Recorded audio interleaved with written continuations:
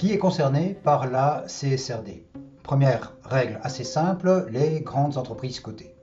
Donc toutes les grandes entreprises cotées sur les marchés réglementés de l'Union européenne sont tenues de se conformer à la CSRD, ce qui inclut les sociétés cotées en bourse et les grandes entreprises financières telles que les banques et les compagnies d'assurance.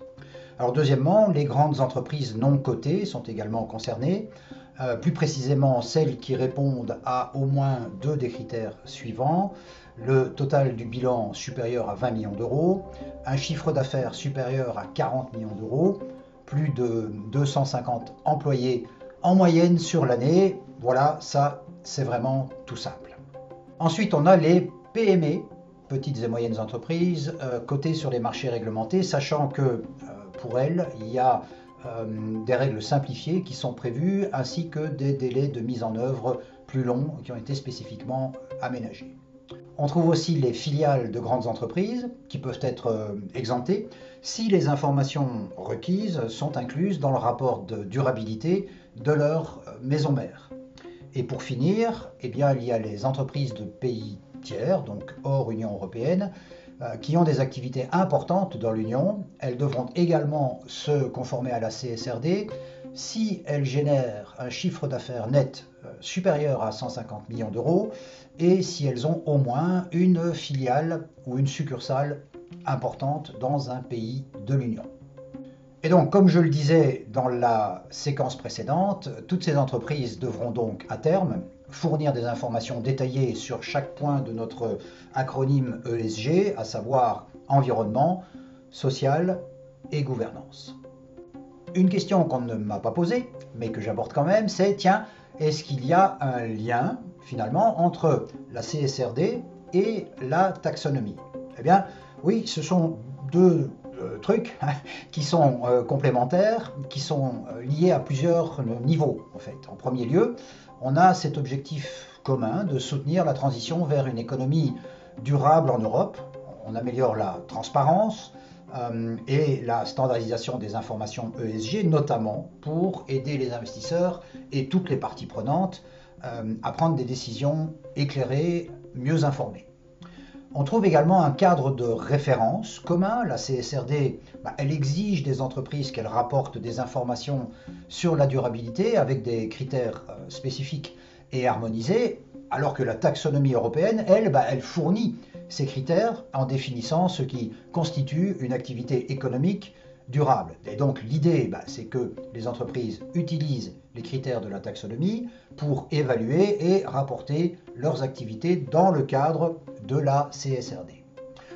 J'ai déjà cité la plus grande transparence. Je pense qu'il est clair que taxonomie et CSRD sont deux outils complémentaires à ce niveau. De même que c'est en combinant les deux que l'on va pouvoir fournir aux investisseurs des informations standardisées, comparables sur les pratiques durables des entreprises.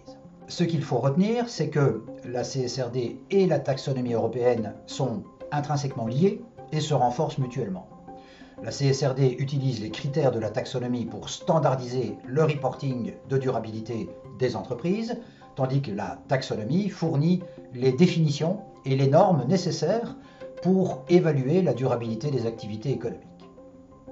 Dernière question, mais non des moindres, quelles sont les conséquences possibles pour les entreprises qui ne se conforment pas à la CSRD? Eh bien, on en trouve à plusieurs niveaux. Parlons d'abord des sanctions financières, puisque les régulateurs nationaux pourraient imposer des amendes significatives aux entreprises qui ne respecteraient pas les exigences de la directive, avec des montants qui seront forcément en fonction de la gravité et de la fréquence des infractions.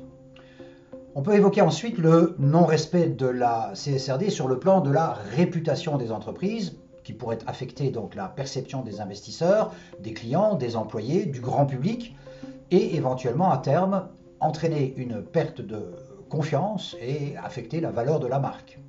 On pensera également à la possibilité d'une perte d'accès aux marchés financiers ou à certaines formes de financement, parce que c'est évident que de plus en plus d'investisseurs et d'institutions financières intègrent des critères ESG dans leurs décisions d'investissement, avec toutes les conséquences que l'on peut imaginer. Il faut aussi évoquer la pression des parties prenantes, les clients, les employés, les ONG par exemple, peuvent exercer une pression accrue sur les entreprises pour qu'elles se conforment aux exigences de la directive. On pourrait imaginer que cela entraîne des boycotts, des campagnes de sensibilisation négative, une diminution de la fidélité de certains clients. Il est également possible que l'on voit des conséquences légales du non-respect de la CSRD qui pourraient entraîner des poursuites judiciaires de la part des régulateurs ou de parties prenantes affectées par d'éventuels dommages de cette non-conformité.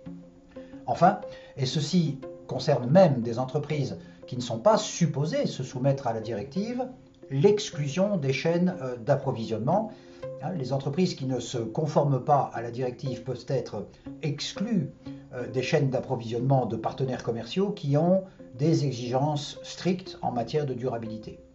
Et ça, c'est quand même un sérieux problème que nous avons déjà pu constater chez certains de nos clients. Pour résumer, eh bien, clairement, les conséquences de non-respect de la CSRD peuvent être lourdes sur le plan financier, légal, commercial, réputationnel.